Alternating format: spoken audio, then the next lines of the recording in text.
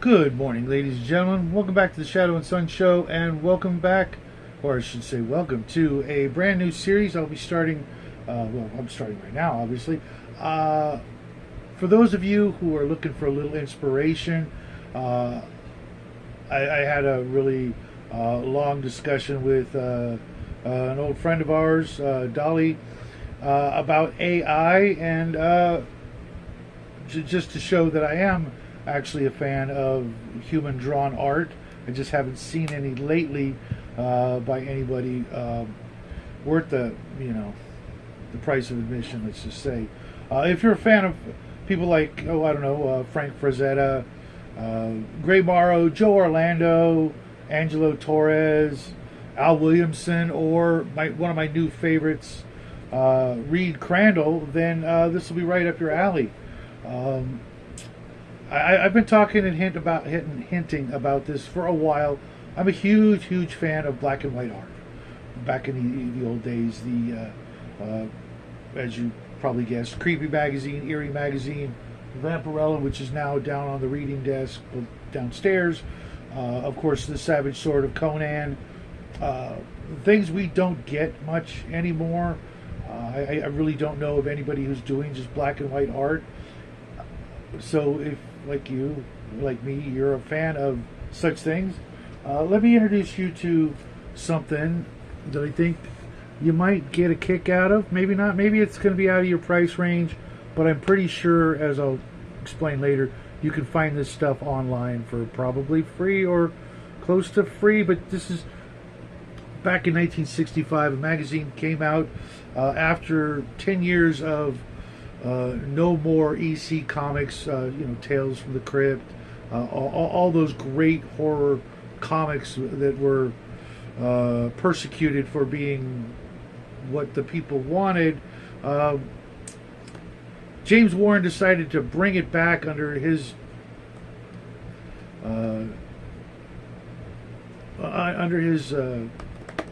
magazines that would be called Creepy Magazine and Eerie Magazine. And he brought to us roughly 50 pages at first, half a dozen, kind of goofy but so beautifully drawn horror stories that, as a 12-year-old, 14-year-old kid, I just couldn't get enough of them. And I would save up my lawn mowing money when I wasn't buying other things to pick up as many as I could. Unfortunately, none of them stood the test of time. That test being my parents' lack of appreciation for what it was I was reading and wanting me to read other things. So they got filed away in the round file. But a few years back, Dark Horse was so kind as to publish these in a hardcover omnibus.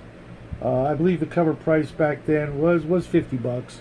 And you can still pick them up. I got this one still sealed for less than that because, that's the way things are. After a while, if it doesn't sell at the original price and it doesn't go up in value, it will drop in price. And they only get cheaper after this, which is actually great because I paid like $30 for this one on eBay.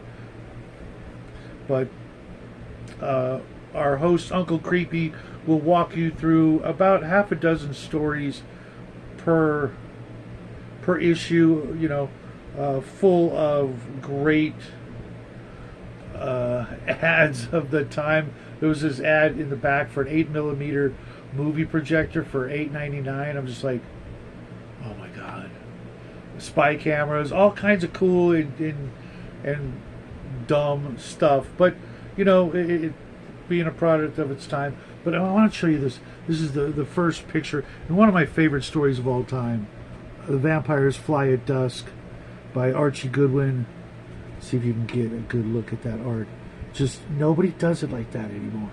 And this was, like I said, by my new favorite, or at least one of my new favorites, Reed Crandall.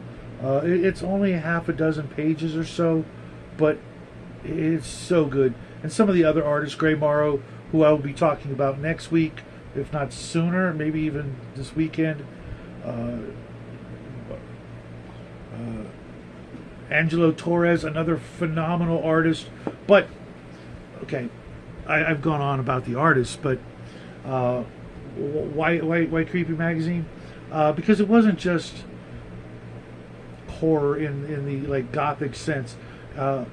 Within this volume, at least, it goes into, there are sci-fi stories, there are gothic stories, there are western. There's even a great fantasy story that I cannot wait to borrow for my AD&D players who are currently, my Sunday gamers. If I can manage to get it one or two of them alone, I'm going to run them through this little adventure. Maybe I'll save it for some other party down the road. But there's so many great ideas that you can borrow from in this volume alone. I can't wait to go into the rest. And there's, I want to say this magazine went on for 20 years, and each volume has 5 issues. And just to give you an idea, I bought a really nice copy of Creepy Magazine #1 about 10 years ago for Jackie, hoping that he would get into it, which he did because he's huge into horror.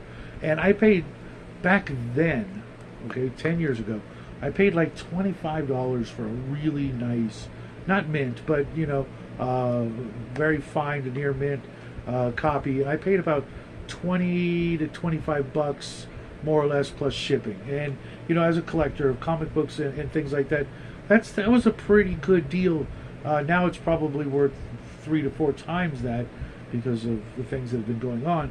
But the idea that you can get in a hardback edition, nice slipcover, something that's going to stand the test of time and actually stand the test of being handed off to other people to read, whether it's on your coffee table or you actually loan it to a friend. And if you do loan it to a friend, take off the dust jacket, because they'll ruin it. Nobody will take care of your books like you. But without the dust jacket, it's a pretty solid hardcover book that I'm not saying rest your coffee cup on it and be fine, but the pages are nice, slick pages, not like the old newsprint that Creepy was printed in, but nice, slick, glossy pages that are rather thick. Actually, sometimes I felt myself like, is this 1 or 2 pages?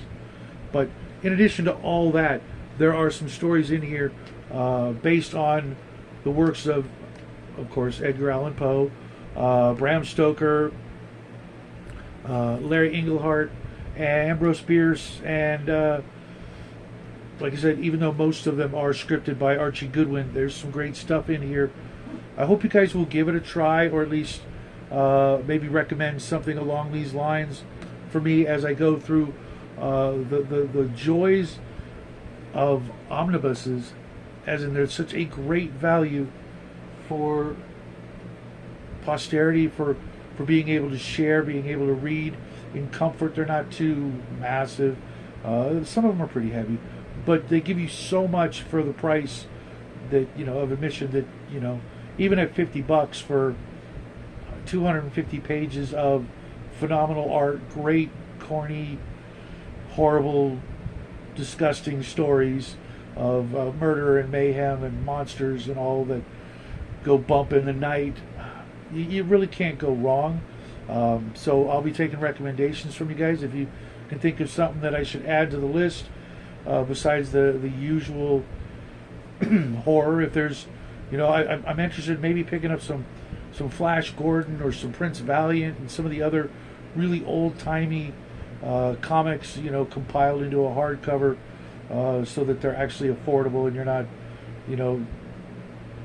scouring the internet for issue 3 when you've only got issue 2 and 4 before you.